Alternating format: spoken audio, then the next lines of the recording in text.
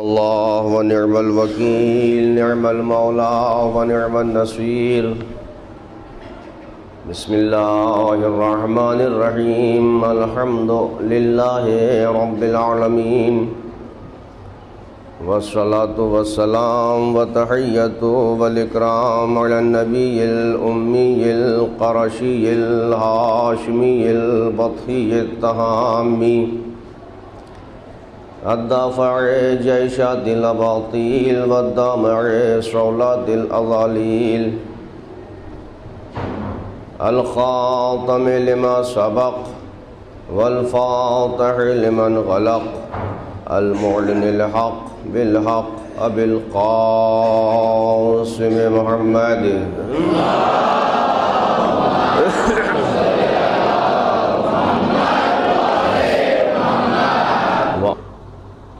چاند دیکھنے کے ساتھ ساتھ زمین پر صف عزائے سید الشہداء بچھا دی گئی۔ یہ چاند سفر کی مختلف منزلیں طے کر کے منظر عام پر آیا ہے اور یہ پیغام لایا ہے کہ کل فاطمہ زہرا کے جگر کا ٹکڑا محمد مصطفیٰ کا لال اپنے سفر کی مختلف منزلیں طے کر کے کربلا کے افق پر چمکا تھا۔ یہ چاند اپنے ذوف اور اضمحلال سے اس بات کو تازہ کر رہا ہے کہ حسین کے قافلے میں کچھ ایسے نیم جاں بچے بھی تھے جو تکان سفر سے اتنا کمزور اور مضمحل ہو گئے تھے کہ اگر بیٹھ جاتے تھے تو اٹھنے کی طاقت نہیں رہتی تھی اور اٹھتے تھے تو پھر چلنے کی پاور نہیں رہتی تھی۔ یہ وہ چاند ہے کہ آج 1400 سال کے بعد جب امام مظلوم کے چاہنے والے اسے دیکھتے ہیں تو آنکھوں میں اشک آ جاتے ہیں۔ سوچو تو صحیح، کربلا کے بعد جب زینب نے اس چاند کو دیکھا ہوگا تو زینب کے دل پر کیا گزری ہوگی۔ جب امام سید سجاد نے اس چاند کو دیکھا ہوگا تو امام سید سجاد کے دل پر کیا گزری ہوگی۔ چنانچہ امام سید سجاد سے لے کر میرے 12ویں امام تک روایات مسلسل ہیں۔ اس بات کی گواہی ملتی ہے کہ جس امام نے چاند دیکھا اس نے آنسو بہائے، اور فقط آنسو نہیں بہائے بلکہ گریہ کیا، تو ایسا گریہ کیا کہ روایت کہتی ہے کہ جب امام علی رضا علیہ السلام محرم کا چاند دیکھتے تھے تو اتنی زور سے گریہ کرتے تھے کہ محلے والوں کو پتہ چل جاتا تھا کہ محرم کا چاند نمودار ہو گیا۔ چنانچہ مرثیہ پڑھا جاتا تھا، مجلس سید الشہداء بپا کی جاتی تھی، اور یہ طے کر کے اس فرش عزا پر بیٹھئے کہ یہ وہ 10 دن ہیں کہ ہم ان 10 دنوں میں اپنے اہم سے اہم امور بھی ترک کر دیتے ہیں، کہیں آنسوؤں میں ہمارے کمی نہ ہو جائے، کہیں ہمارے گریے میں کوئی کوتاہی نہ رہ جائے۔ چنانچہ رونے کا انداز بھی امام نے بتایا کہ جب امام نے مجلس سید الشہداء بپا کی تو ایسے میں جب مرثیہ پڑھنے والے نے مرثیہ پڑھا تو رونے والے رو رہے تھے۔ ایک مولا کا چاہنے والا ابو بصیر اسدی، اس کے رونے کا انداز کچھ ایسا تھا کہ امام نے پلٹ کے کہا، ابو بصیر میرے جد کا مرثیہ بیان ہو رہا ہے اور تم گریہ نہیں کر رہے ہو، تم رو نہیں رہے ہو۔ ہاتھوں کو جوڑ لیا، مولا میں گریہ کر رہا ہوں، میں رو تو رہا ہوں۔ کہا نہیں، مجھے تو نہیں لگتا کہ تم رو رہے ہو۔ چنانچہ روایت کہتی ہے کہ ابو بصیر اسدی نے اپنے آنسوؤں سے بھیگا ہوا رومال امام علی رضا علیہ السلام کو دکھایا تو مولا نے فرمایا، ابو بصیر ایسے نہ رو، ایسے رو کہ جیسے میری جدہ فاطمہ زہرا جنت کے دروازے پر بین کر رہی ہوتی ہے۔ تو یہ ذکر سید الشہداء علیہم الصلاۃ والسلام ہے، اور انشاءاللہ ہم اس مجلس اور اس ذکر کے سے حوالے سے پوری کائنات کو ایک میسج دینا چاہتے ہیں، اور انشاءاللہ اس منبر کے صدقے میں ہم وہ میسج پہنچانے کی بھرپور کوشش کریں گے۔ آج پہلی رات ہے اور چاند رات کے نام سے موسوم ہے، چنانچہ امام زین العابدین علیہ الصلاۃ والسلام کربلا میں بعد 35 سال یا بعض روایتوں کے اعتبار سے 34 سال زندہ رہے، مگر گریہ کرتے رہے، روتے رہے۔ صرف گزارش اتنی کرنی ہے کہ دوستو کچھ ہو جائے کبھی اس گریہ کو فراموش نہ کرنا، کبھی اس ماتم کو اپنے سے جدا نہ ہونے دینا۔ کیوں؟ اس لیے کہ دنیا میں قومیں اور بھی بہت سی ہیں، رہنے والی قومیں نہ جانے کتنی اقوام اس دنیا میں رہتی ہیں، لیکن دوستو ہر قوم اپنے ماحول کے اعتبار سے گم ہے، نیست و نابود ہو گئی۔ اس عزاداری اور آنسو اور ماتم کو اس لیے نہیں چھوڑنا کہ ہماری اگر بقا ہے تو عزاداری سے ہے، ہماری اگر بقا ہے تو ان آنسوؤں سے ہے، اور یہ آنسو ہماری پہچان بن گئے۔ کچھ عزادار شاید یہ سوچتے ہیں کہ ہم ماتم کرتے ہیں تو ماتم امام حسین باقی ہے، ہم نوحہ پڑھتے ہیں تو عزاداری امام حسین باقی ہے۔ خبردار، کبھی اس غلط فہمی میں نہ رہنا، حسین کی عزا تمہارے ماتم کی محتاج نہیں ہے، حسین کے آنسو تمہارے ماتم اور نوحے کے محتاج نہیں ہیں، وہ اور ہوتے ہوں گے جو امت کے تعاون سے باقی رہتے ہیں۔ حسین کی عزاداری میں اتنی پاور ہے، خود بھی باقی ہے، عزاداروں کو بھی باقی بنا دیا ہے۔ صلوات پڑھ دے محمد و آل محمد پر۔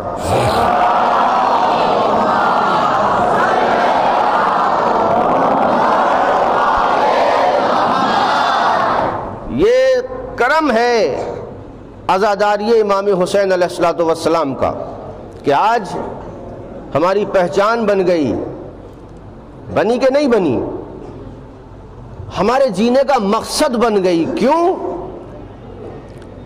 اس لیے آج سال کا پہلا دن ہے، ہجری سال کا پہلا دن ہے۔ تو میں اپنے بچوں کے لیے چند باتیں عرض کرنا چاہتا ہوں بزرگوں سے معذرت کے ساتھ، انشاءاللہ آہستہ آہستہ آپ کی خدمت میں عرض کروں گا۔ ابھی آیت کا ترجمہ بھی شاید میں اس مجلس میں آپ کی خدمت میں عرض نہ کر پاؤں، کل سے انشاءاللہ مضمون بھی طے ہوگا اور گفتگو بھی طے ہوگی اور اس کا اینگل بھی طے ہوگا۔ آج ہجری سال کا پہلا دن ہے، اور جو ہم اس دنیا میں شاید واحد ہماری قوم ہے کہ جو اپنے سال کے پہلے دن کو گریہ سے شروع کرتی ہے، ماتم سے آغاز کرتی ہے، نوحوں سے آغاز کرتی ہے، سیاہ لباس کے ساتھ شروع کرتی ہے۔ کیوں؟ بہت ساری دلائل ہیں، بہت ساری روایات ہیں، لیکن فقط ایک بات میں کہہ کے آگے بڑھوں گا اپنے بچوں کے لیے کہ اگر ہم خود اپنی زندگی پر غور کریں، کتنی پابندیاں ہیں رونے پر، نمازوں پر پابندیاں نہیں ہیں، روزوں پر پابندیاں نہیں ہیں، حج و زکوٰۃ و خمس و جہاد پر پابندیاں ہیں نہیں، لیکن ساری پابندیاں ہیں تو ذکر امام حسین پر، ذکر محمد و آل محمد علیہ السلام پر کیوں؟ اس لیے کہ یہ پابندیاں بتا رہی ہیں جو پاور ذکر حسین میں ہے وہ پاور کسی عبادت میں نہیں ہے۔ غور فرمائیے گا، یہ پابندیاں بتا رہی ہیں کہ جو پاور، جو طاقت ذکر سید الشہداء میں ہے وہ پاور، وہ طاقت کسی ذکر میں نہیں ہے۔ اور ہم اپنے سال کا آغاز اس لیے گریہ سے کرتے ہیں کہ ہمارے اوپر اگر کوئی پابندی کرنے والا پابندی کرے تو وہ پہلے اپنے گھر میں دیکھے۔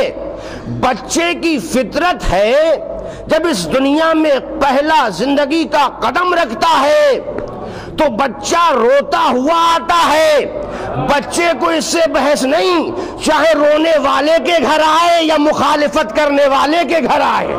اور فرمائیے ظالم محترم، بچہ چاہے رونے والے کے گھر پیدا ہو یا مخالفت گریہ کرنے والے کے گھر آئے گا تو روتا ہوا۔ کیوں؟ اس لیے کہ اسلام نے کہا کہ ہر بچہ فطرت اسلام پر پیدا ہوتا ہے. نبی کی حدیث ہے کل مولود یولد علی فطرت الاسلام. تم گریا کو نہ جانے کیا سمجھتے ہو؟ اگر بچہ روتا نہیں تو والدین پریشان، ڈاکٹر پریشان. ہم نے خود ہاسپٹل میں دیکھا کہ بچہ سہما ہوا رویا نہیں، ڈاکٹر نے چٹکی لی، نوچا، بچہ چیخا. میں نے کہا ڈاکٹر یہ کیوں نوچ رہے ہو؟ کہ یہ روئے گا تاکہ پتہ چل جائے زندہ ہے. غور فرمائیے ظالم حضرات، کہ ہم نے اس کو تکلیف اس لیے دی تاکہ یہ رو کے اپنی زندگی کا احساس دلائے. تو عزیزو اتنا تو غیر قوم بھی جانتی ہے کہ رونا بزدلی کی علامت نہیں ہے، زندگی کی علامت ہوا کرتی ہے. صلوات پر دے محمد و آل محمد پر. اور فرمائے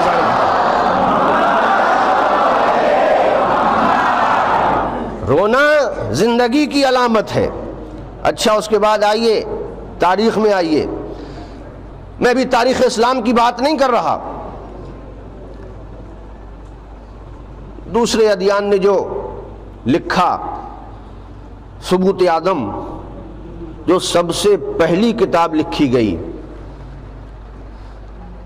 اس سلسلے میں ابھی قرآن مجید یا حدیث اس پر گفتگو نہیں ہے. دوسرے مذاہب نے ہسٹری لکھی ثبوت آدم علیہ الصلوۃ والسلام کہ جب آسمان سے زمین پر آئے. صرف بچوں کے لیے ایک چھوٹا سا میسج دینا چاہتا ہوں. کیا ہوا؟ اللہ نے صرف آدم کو نہیں بھیجا، حضرت حوا علیہ السلام کو بھی بھیجا زمین پر. مگر کیا امتیاز رکھا؟ جناب آدم علیہ الصلوۃ والسلام کو بھیجا کوہ سرندیب پر. کوہ سرندیب پر. اور جناب حضرت حوا سلام اللہ علیہا کو بھیجا جدہ کی پہاڑی پر. بہت فاصلہ ہے دونوں میں. پہلا انسان اس دنیا میں آیا، غور فرمائیے گا میرے اس میسج پر. پہلا انسان اس دنیا میں آ رہا ہے. آدم کہاں آئے؟ کوہ سرندیب پر. جناب حوا کہاں آئیں؟ جدہ کے پہاڑوں پر. اچھا بھئی دونوں جنت میں رہ رہے تھے، کتنے مزے سے رہ رہے تھے، اتنی محبتوں کے ساتھ جنت کی نعمتوں میں دونوں رہ رہے تھے، کھا رہے تھے، پی رہے تھے، اللہ کی حمد و تسبیح کر رہے تھے. اور جب بھیجا تو اللہ نے ایک کو کوہ سرندیب پر، ایک کو کوہ جدہ پر.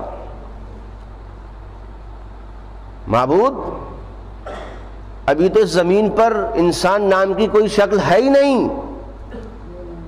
ابھی تو یہ پہلا آدم جو کہ بعد میں ابو البشر قرار پائیں گے، ان کو تو بھیج رہا ہے.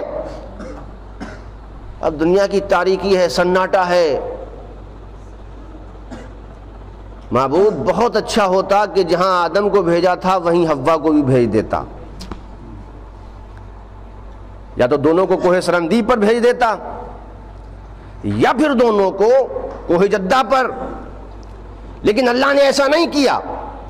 آدم علیہ السلام کو بھیجا کوہ سرندیب پر، حوا سلام اللہ علیہا کو بھیجا کوہ جدہ پر. اور یہ جدائی، اس کا عرصہ جو کتابوں نے لکھا تو 40 سال تک آدم اور حوا جدا رہے. اب تاریخ کے یہ الفاظ ہیں کہ جناب آدم جدائی حوا میں گریا کرتے تھے، روتے تھے. جناب حوا آدم کی جدائی میں روتی تھیں، گریا کرتی تھیں. پہلے انسان کا قدم ہے زمین پر، یہی ابو البشر ہیں، یہ یاد رہے. یہ انسان نہیں بلکہ سارے انسانوں کے باپ، اور پہلا قدم رکھا ہے ابھی زمین پر. پروردگار بہت اچھا ہوتا کہ جنت کی نعمتوں سے تو نے انہیں باہر نکالا تو اب زمین پر بھیجا تو کم سے کم ایک دوسرے کے قریب رہتے.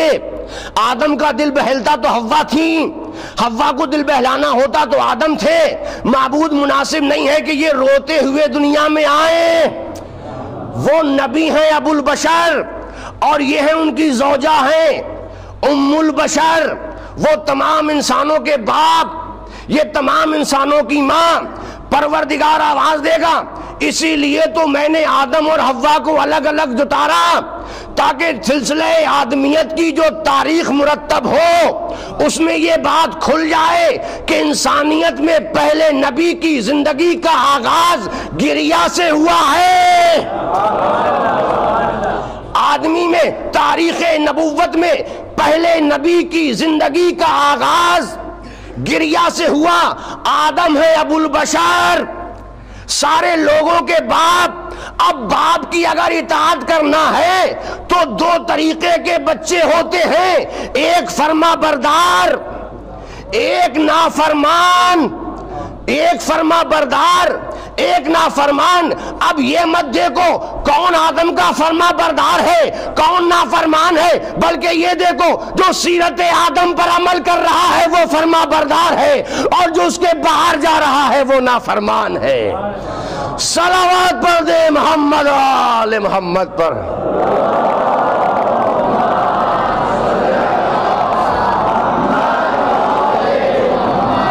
تو دوستو اس گریہ کو کبھی فوت نہ ہونے دینا، یہ ہماری زندگی کی علامت ہے، یہ ہمارا تشخص ہے، یہ ہماری پہچان ہے۔ اور کربلا وہ سرزمین ہے کہ جہاں پر روایتیں آپ مسلسل سنتے ہیں کہ کوئی بھی اللہ کا خاص بندہ ایسا نہیں گزرا کہ جس کی آنکھوں میں آنسو نہ آئے ہوں، جو مبتلائے ابتلا نہ کیا گیا ہو، جس کا امتحان نہ لیا گیا ہو، جس پر مصائب نہ گزرے ہوں۔ حد یہ ہے کہ جناب حضرت زکریا علیہ السلام جب سرزمین کربلا سے گزر ہوا اتنا روئے بارگاہ پروردگار میں التجا کی، معبود یہ کون سی زمین ہے کہ جس پر قدم رکھتے ہی میری آنکھوں میں آنسو آ گئے اور میرا دل چاہتا ہے کہ میں زور زور سے چیخ مار کر روں۔ حکم ہوا زکریا یہ وہ سرزمین ہے کہ جس میں آخری نبی کے نواسے کو 3 دن کا بھوکا پیاسا ذبح کر دیا جائے گا۔ چنانچہ روایتیں کہتی ہیں کہ جناب زکریا نے اس وقت تک گریہ بند نہیں کیا، دعا کی پروردگار مجھے بھی ایک ایسا بیٹا دے جو دین پر قربان ہو جائے اور پھر میں اس اپنے بیٹے کو امام حسین علیہ السلام کا فدیہ قرار دوں۔ یہ پوری ایک تاریخ ہے، انبیاء علیہ السلام کی تاریخ۔ جناب حضرت نوح علیہ السلام کی کشتی جب کربلا کے پس منظر سے گزری لرزنے لگی، دعا کی پروردگار تو نے وعدہ کیا تھا کہ کشتی کو بچاؤں گا، کب بچے گی کشتی؟ تو کہا پروردگار یہ جھوکے کیسے، یہ ہچکولے کیسے؟ کہا نوح تم نہیں جانتے ہو کہ زمین پر ہو؟ کہا معبود یہ کون سی زمین ہے؟ کہا یہ وہ زمین ہے کہ جہاں محمد مصطفیٰ کا نواسہ 3 دن کا بھوکا پیاسا شہید کر دیا جائے گا۔ اللہ اکبر۔ چنانچہ یہ قوم جمع ہوئی ہے فاطمہ زہرا کو ان کے لال کا پرسہ دینے کے لیے۔ اور فقط بات یہیں کی نہیں ہے، دنیا میں جہاں جہاں آدمیت ہے وہاں وہاں شیعت ہے، اور جہاں جہاں شیعت ہے وہاں وہاں پر فرش عزا امام حسین علیہ السلام بچھایا گیا ہے تاکہ زہرا کو ان کے لال کا پرسہ دیا جا سکے۔ آپ غور فرمائیں، یہ وہ میسج ہے، یہ وہ پیغام ہے امام حسین علیہ السلام کا کہ جو دنیا میں ہم ان دنوں میں عام کر سکتے ہیں اور ہر قوم کو میسج پہنچاتے ہیں تاکہ دنیا پہچانے کہ اسلام کیا ہے، قرآن کیا ہے، حدیث کیا ہے، نبوت کیا ہے، امامت کیا ہے۔ چنانچہ بڑی تفاصیل ہیں، خود کتاب کا نام ترمذی شریف، بڑی عظیم کتاب ہے، معتبر ترین کتاب ہے، ہماری نہیں ہے۔ ایک روایت آپ کی خدمت میں عرض کر دوں، تاریخ لکھتی ہے کہ امام حسین علیہ السلام چھوٹے سے ہیں، کم سن ہیں، اور ایک روز جناب حضرت ام سلمہ اس بات کی روایت کرتی ہیں کہ ایک روز نبی کریم میرے پاس آئے اور آنے کے بعد کہا ام سلمہ میں اس حجرے میں جا رہا ہوں دیکھو مجھے آرام کرنا ہے، اگر کوئی میری طرف آنا چاہے تو اسے آنے نہ دینا، روک دینا، آج میں نہیں چاہتا کہ کسی سے ملاقات کروں۔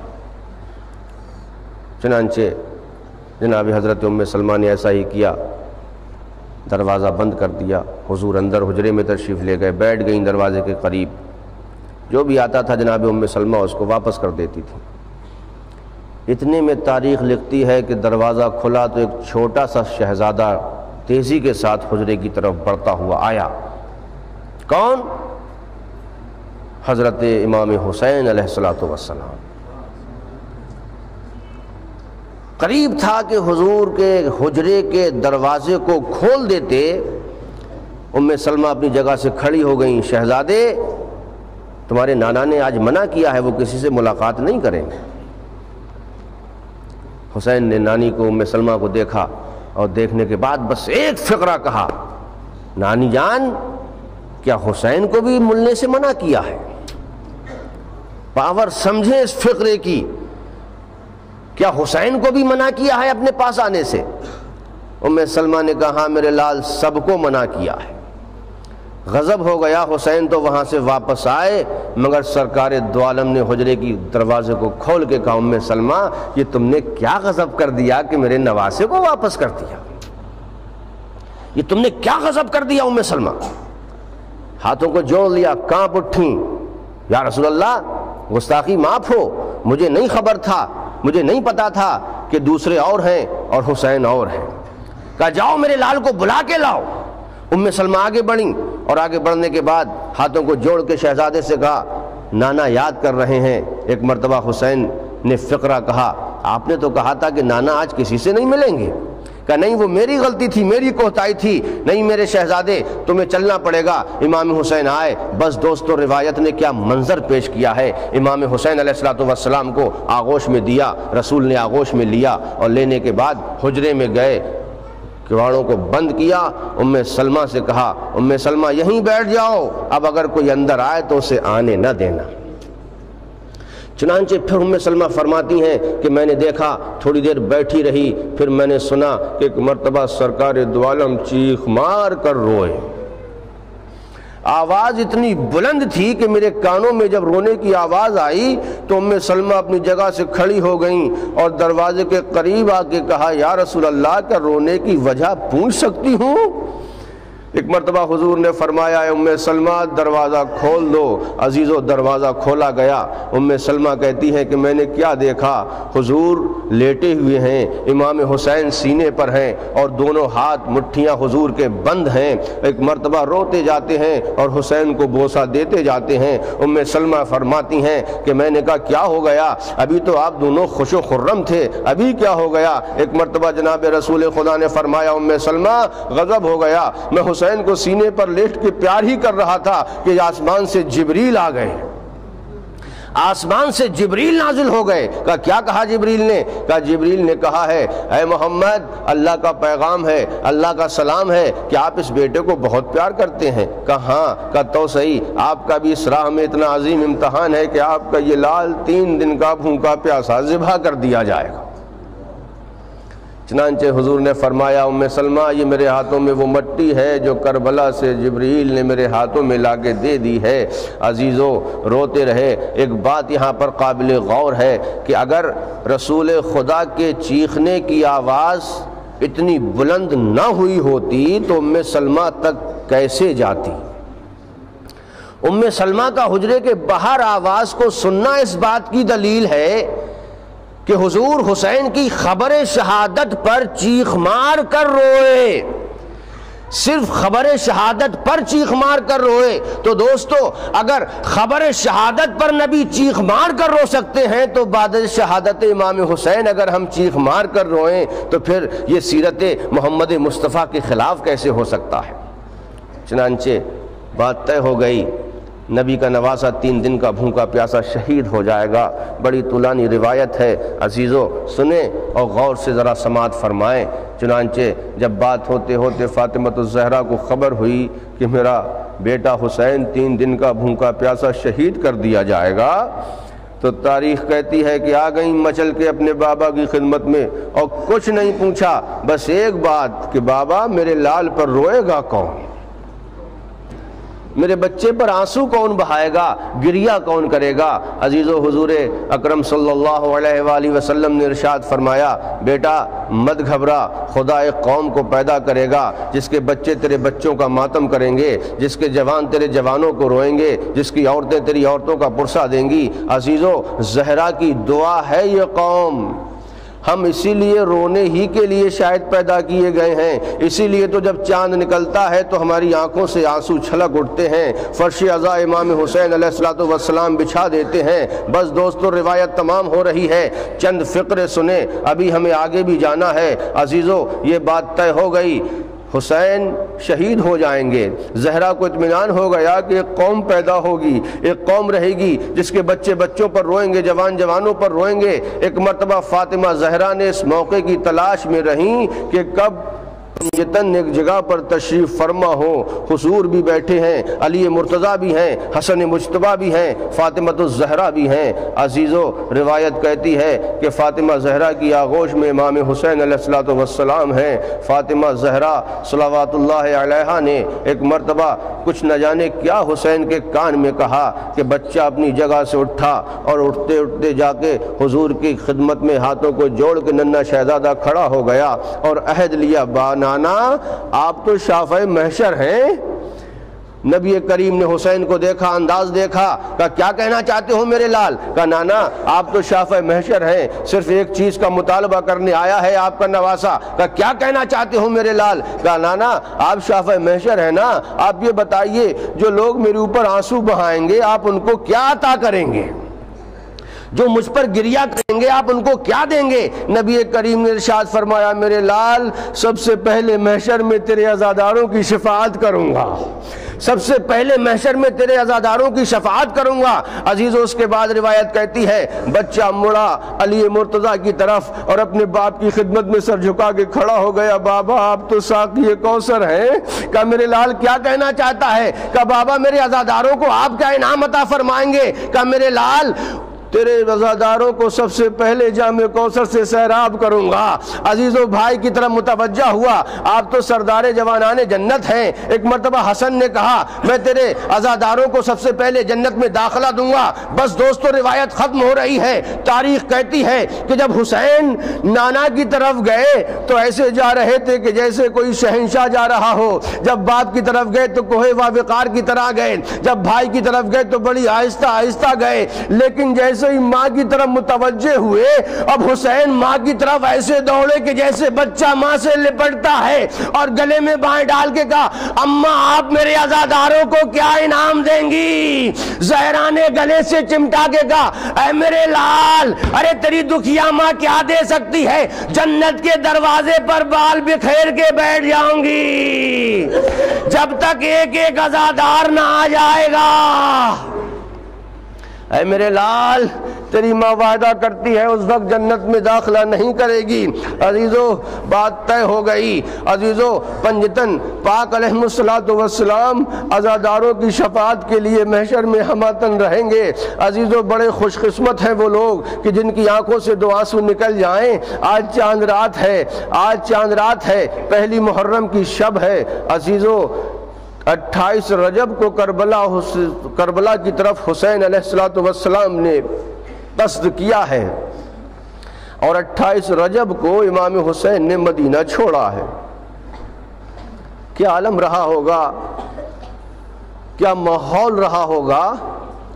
آپ سب پردیس جاتے ہیں، آپ سب وطن سے دور جاتے ہیں، مگر آپ نے دیکھا ہوگا جب کوئی مسافر سفر کا ارادہ کرتا ہے تو کوئی امام ضامن لے کے آگے بڑھتا ہے، کوئی دعائیں دیتا ہے، کوئی صدقہ نکالتا ہے، کوئی قرآن کا سہارا دیتا ہے کہ قرآن کے نیچے سے نکل جاؤ، اور جب اگر کوئی زیادہ دور جاتا ہے تو پھر گھر والے برداشت کرتے کرتے بھی اتنا برداشت نہیں کر پاتے، بلکہ ان کی آنکھوں سے آنسو نکل آتے ہیں کہ ہمارا بیٹا پردیس جا رہا ہے، ہمارا بیٹا باہر جا رہا ہے۔ آنسو آ جاتے ہیں، باپ بیٹے کو سینے سے لپٹا لپٹا کے رخصت کرتا ہے، بھائی بھائی کو بڑی حسرت و یاد سے رخصت کرتا ہے، جبکہ پتہ ہے کہ ابھی 2 سال کے بعد بیٹا آ جائے گا۔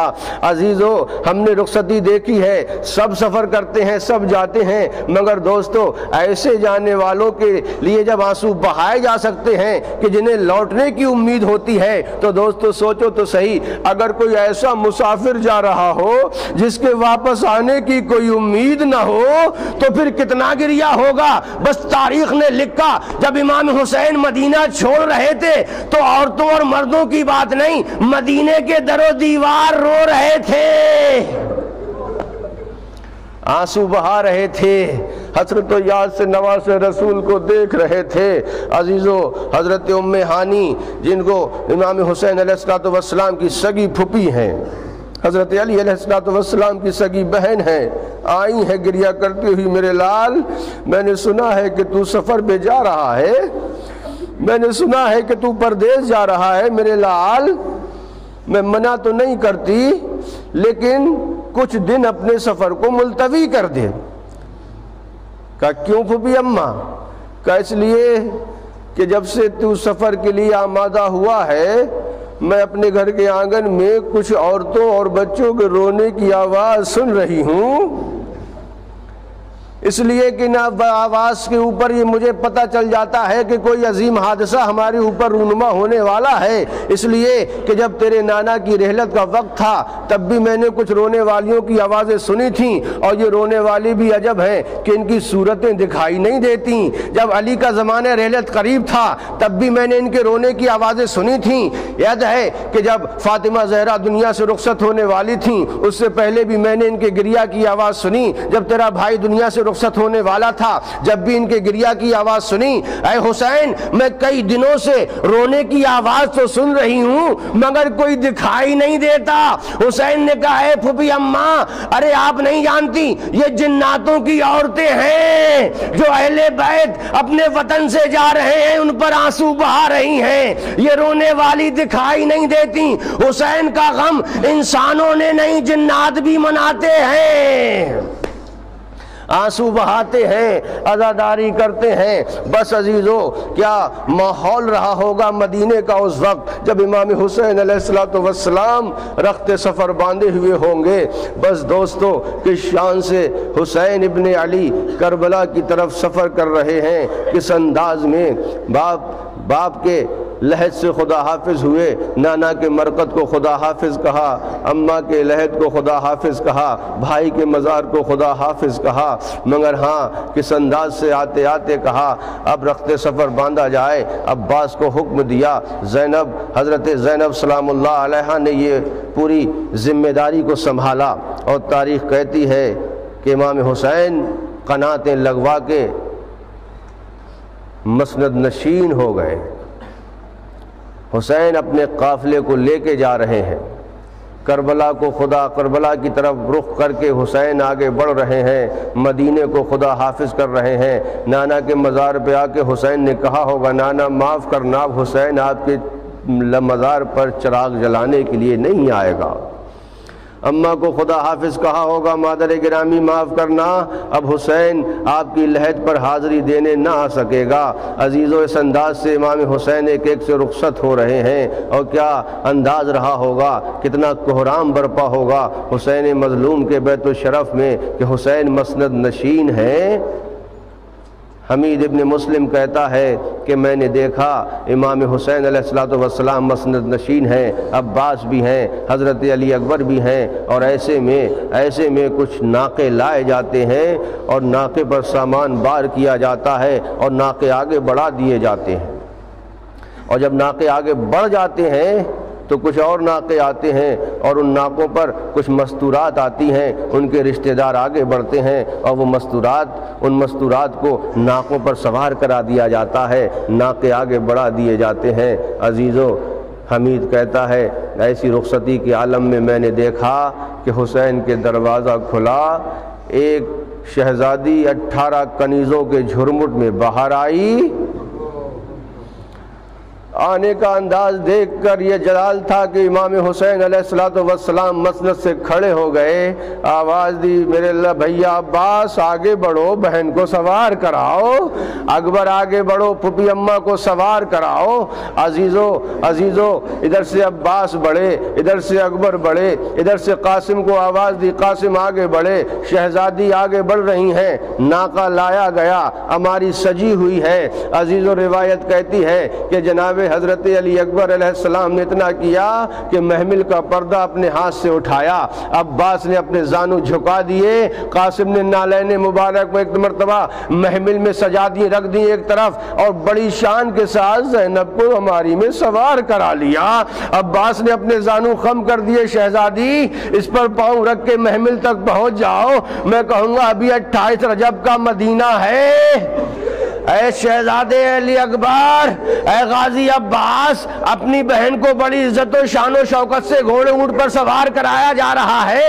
عزیزوں میں کہوں گا ارے جب اس وقت کیا ہوگا جب 11 محرم کو زینب کربلا میں ہوگی اور کوئی سوار کرانے والا نہ ہوگا، اور جب نہیں زینب آواز دے عباس، ارے بڑی حسرت و یاد سے لایا تھا، عباس سوار ہونے کے لیے تو نے زانو خم کیے تھے، اکبر محمل کا پردہ ہٹایا تھا۔ اجرکم اللہ، خدا آپ کو کوئی غم نہ دے سوائے غم سید الشہداء کے۔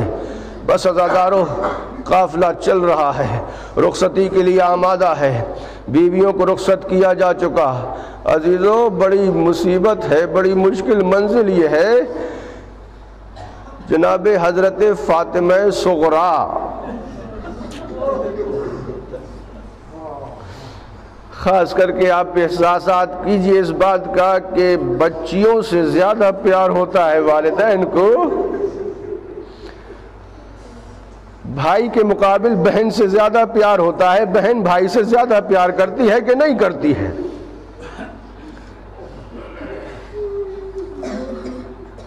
کیا منظر رہا اس وقت جب امام حسین علیہ السلام نے جناب فاطمہ صغریٰ سے یہ کہا ہوگا کہ تمہارا نام اس فہرست میں نہیں ہے میرے لال۔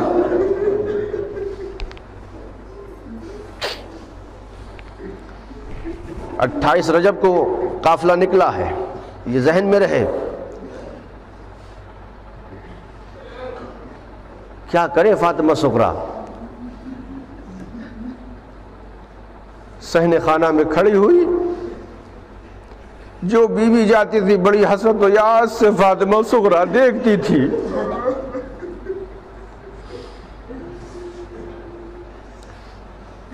تاریخ نے کیا منظر پیش کیا ہے کہ جب جوان بھیا علی اکبر گزرا ہے تو فاطمہ صغریٰ تو اکبر کو دیکھ رہی تھی، مگر اکبر نے نظریں بچا لیں۔ چلتے چلتے علی اکبر اپنی بہن سے نظریں نہ ملا سکا، اس لیے کہ جانتا تھا کہ اگر بہن سے نظریں مل گئیں پھر اکبر کربلا نہ جا سکے گا۔ عزیزو سنیں، آج چاند رات ہے، پہلی محرم کی شب ہے، انشاءاللہ کل سے بیان آپ کی خدمت میں عرض کیا جائے گا۔ میں نے ابھی آیت کا ترجمہ بھی نہیں کیا ہے۔ بڑے کامیاب اور خوش قسمت ہیں وہ لوگ جن کی آنکھوں سے دو آنسو چھلک جائیں، جن کو اپنی زندگی کی نعمت مل جائے۔ عزیزو اکبر نے نظریں نہ ملائیں، فاطمہ صغریٰ حضرت و یاد سے دیکھتی رہی، عباس نے نظریں نہ ملائیں، فاطمہ حضرت و یاد سے دیکھتی رہی۔ ایک ایک بیوی گزر گئی، ایک ایک مرد گزرتا رہا، لیکن تاریخ کہتی ہے کہ صحن خانہ میں نہ جانے کیا عزم لیے ہوئے فاطمہ صغریٰ کھڑی رہی۔ ایسے میں جناب رباب کا گزر ہوا، آغوش میں 2 دن کے بچے کو دیکھا۔ عزیزو فاطمہ ماں سے لپٹ گئی، اماں اکبر کو نہ روکا، عباس کو نہ روکوں گی، بابا کو نہ روکوں گی، یہ تو ابھی کا مہمان ہے، ابھی بہن بھیا کے ساتھ نہ رہ پائی ہے۔ اے مادر گرامی، بس عزیزو سنے روایت، ایک مرتبہ حضرت ابو الفضل عباس نے دروازے سے دیکھا، بڑی کشمکش میں پڑ گئی رباب، اگر اصغر کو دیتی ہے تو کیا ہو، اگر اصغر کو لیتی ہے تو کیا ہو۔ اس مرتبہ عباس نے حسین کی خدمت میں پہنچ کر عرض کیا، مولا آج خیر نہیں ہے۔ کہا کیا ہوا؟ کہا یہ رباب دنیا سے جائے گی یا فاطمہ صغریٰ؟ کہ عباس بتاؤ تو صحیح ماجرا کیا ہے؟ کہ اپنی آنکھوں سے دیکھ کر آیا ہوں۔ فاطمہ صغریٰ نے کسی کو نہ روکا، کسی نے اس سے نظریں نہ ملائیں، لیکن علی اصغر کو اپنی آغوش میں لے لیا ہے فاطمہ صغریٰ نے۔ اب اگر فاطمہ صغریٰ اصغر کو چھوڑتی ہے تو فاطمہ صغریٰ نہیں رہتی، اگر ام رباب اصغر کو چھوڑتی ہے تو پھر یہ زندہ نہیں رہ پائے گی۔ ایک مرتبہ تاریخ نے لکھا کہ جس پر سب سے زیادہ بھروسہ تھا فاطمہ صغریٰ کو، حسین نے کہا عباس یہ کام نہ میرے بس کا ہے نہ تمہارے، ذرا اکبر کو بلا۔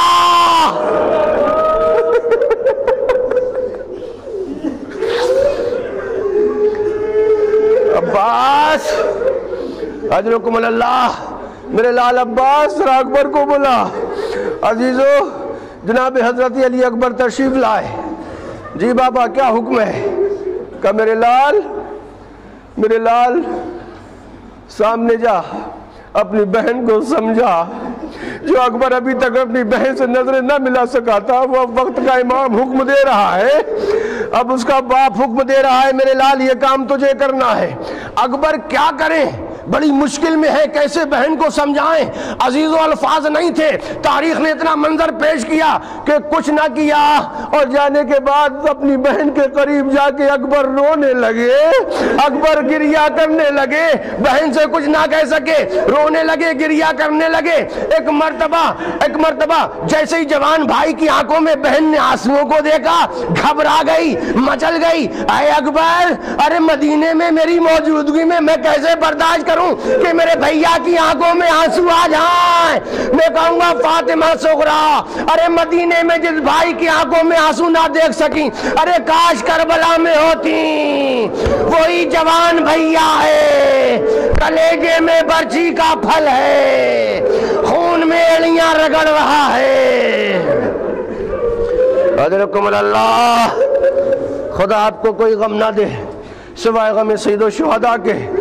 عزیزوں کچھ دور روتے رہے، جناب حضرت علی اکبر کچھ نہ کہہ سکے، ہاتھوں کو جوڑ کے کہا بابا مجھے معاف کیجئے گا، میں بہن سے کچھ کہہ نہ سکا، بابا میں کچھ کہہ نہ سکا۔ حسین آگے بڑھے، رباب سامنے کھڑی ہے، اصغر آغوش فاطمہ صغریٰ میں ہے، رباب سامنے کھڑی ہے۔ ایک مرتبہ امام حسین آئے، آگے بڑھے، لینا چاہا امام جناب علی اصغر کو، جناب فاطمہ صغریٰ نے ایک فقرہ کا بابا میں زبردستی نہیں کرنا چاہتی، بابا اب میں نے آپ کے سامنے ایک زمانہ گزارا ہے، بھائی علی اکبر کے ساتھ ایک عرصہ گزارا ہے، مجھے کوئی گلہ نہیں، سب چھوڑ کے چلے جاؤ بابا، لیکن کم سے کم انصاف کریے بابا، ابھی چند دن کا میرا بھیا ہے، کم سے کم اس کے ساتھ مجھے رہنے دو، مجھ سے زبردستی نہ کرو۔ ایک مرتبہ امام حسین خاموش ہو گئے۔ اچھا صغریٰ ایسا کرتے ہیں، یہ فیصلہ ہم اصغر پر چھوڑ دیتے ہیں، اگر اصغر آ جائے گا تو ہم لے لیں گے، اور اگر اصغر نہیں آیا تو پھر ہم تجھ سے ضد نہ کریں گے۔ عزیزو رباب کو یہ حکم دیا امام حسین نے، رباب پہلے تم آگے بڑھو، رباب نے آغوش پھیلائی۔ تاریخ کہتی ہے کہ اصغر نے اپنی باہوں کو صغریٰ کے گلے میں ڈال دیا۔ عزیزو کم سن بچہ، اسے ابھی کچھ احساس بھی نہیں، لیکن کتنا پہچانتا ہے، اپنے گاؤں کو فاطمہ صغریٰ کے گلے میں ڈال کے لپٹ گیا۔ گویا رباب پریشان ہو گئی، ہاتھوں سے آنسوؤں کو پوچھا، پیچھے ہٹ گئی، قیامت ہو گئی۔ حسین آگے بڑھا، دست دعا بلند کیے، پروردگار نہ جانے کون سے فکر امام حسین نے کہے، ایک فیصلہ لیا، وقت کا امام آگے بڑھا۔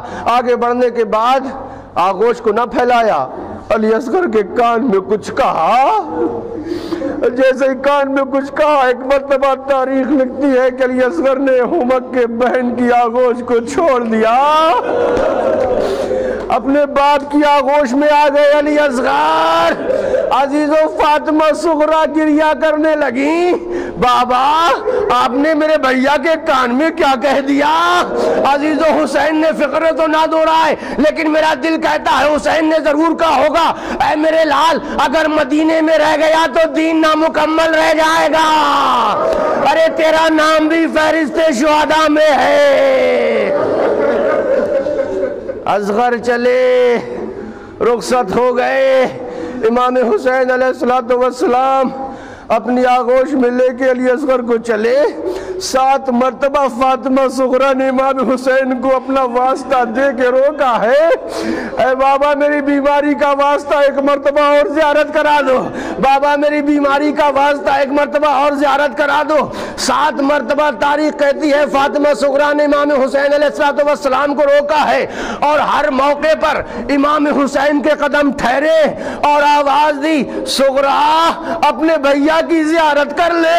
عزیزو میں کہوں گا مولا، آج فاطمہ صغریٰ نے دیدار کی بات کہی، آپ نے بڑے عزم و استحکام کے ساتھ اپنی بیٹی صغریٰ کو اپنے بیٹے کا دیدار کرا دیا۔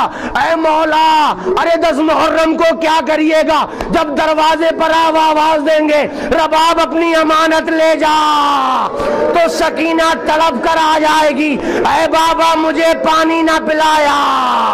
اب حسین بھیا کا دیدار بہن کو کرائیں گے، ابا کا دامن ہٹائیں گے، گلے پر تیر کا نشان ہوگا، سکینہ کا نوحہ ہوگا، رباب کی چیخ ہوگی، او ظالمو ان کم سن بچوں کو بھی نہر کر دیا جاتا ہے، مجھے نہیں خبر تھی۔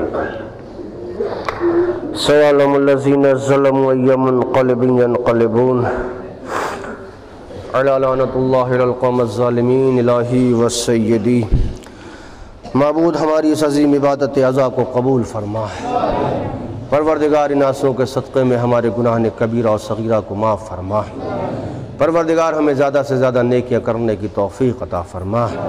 معبود بیماری فاطمہ صغریٰ کا واسطہ، شفیع عزا امام حسین کا واسطہ، جو مومنین و مومنات بیمار ہیں ان کو صحت کاملہ اور شفا عاجلہ عطا فرما۔ پروردگار جو حج و زیارات کے متمنی ہیں ان کو حج و زیارات سے مشرف فرما۔ معبود عزاداران امام حسین کی دینی اور دنیاوی ساری حاجتوں کو پورا فرما۔ پروردگار جہاں جہاں بھی پرچم اسلام بلند کرنے والے ہیں ان کی جان و مال و عزت و آبرو کی حفاظت فرما۔ پروردگار جو مومنین و مومنات پریشان حال ہیں ان کی پریشانی کو دور فرما۔ معبود ہماری قوم کے جو بھی بچے تعلیم و تعلم میں مصروف ہیں، معبود فرش عزا امام حسین کا واسطہ ان کو علم میں کامیابی و کامرانی عطا فرما۔ پروردگار حجت آخر کے ظہور میں تعجیل فرما، ہمیں ان کے آوان و